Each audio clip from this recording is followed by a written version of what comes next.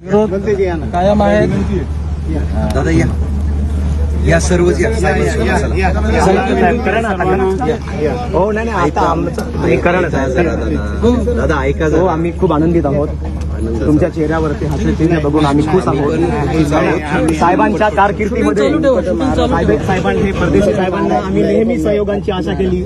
आमचा मन दुखावलाय. मॅडम महिन्याभरामध्ये आता रिटायरमेंट होतील.